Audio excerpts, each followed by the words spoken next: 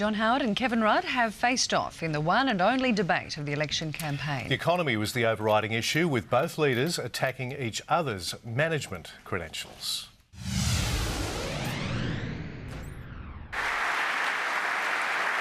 The Prime Minister and the man who wants to be, ready to do battle.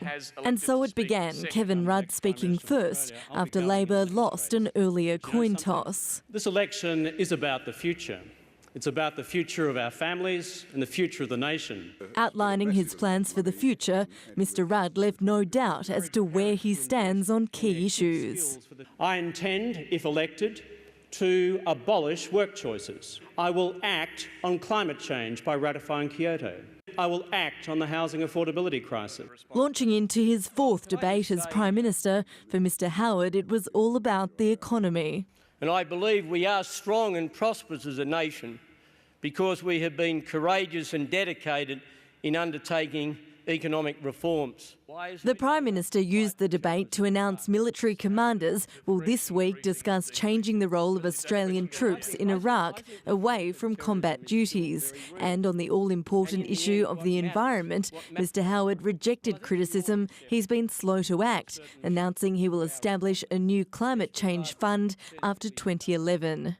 And we will use that fund to finance a number of things, including financial assistance to low-income earners, particularly pensioners, who will inevitably have to pay higher electricity and other charges as a result of the move towards cleaner technology. After a week of Me Toos, both leaders were keen to point to their differences. Mr Howard has said that working families have never been better off. I disagree with him, and I disagree with him fundamentally. See, one of the differences between me and Mr Rudd is that I have a fantastic team. And they came equipped with words of warning. You'd have a federal Labor government dominated by trade union officials on top of 8 state and territory Labor governments. The greatest risk which our nation faces is this: the coalition being returned to office and nothing, repeat, nothing changes. The question of leadership was inevitable, but Mr Howard gave no more clues as to when a transition may take place if he's re-elected. I am being very forthright about my future. I'm saying to the Australian people that if I'm returned, there will be a transition. And that transition will be to Peter Costello, and he's done a wonderful job.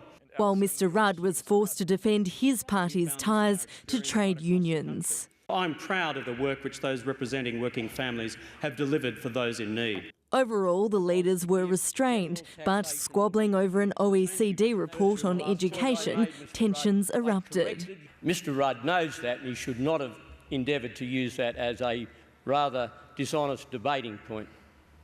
But you've been in for 11 years. The changes you've just referred to in the last 2 or 3. That's not the point I made, Mr Rudd. I corrected your improper use of that OECD report, and talking about 11 years doesn't alter the fact that you were trying to mislead the Australian public. Mr Howard, your officials are represented in the OECD. If there was a grave problem with it, I would have thought they would have put forward additional information to the OECD. No, that's pathetic. You were wrong and you knew it and you shouldn't have said it. Mr Howard, I stand by everything the OECD has said. Okay. It's not the Labor Party. I think we might be losing the point here. Let's move on. The lone debate of the campaign won't determine the outcome of the election. But after the coalition won the first week of campaigning, Kevin Rudd's strong performance will give him important momentum going into week 2.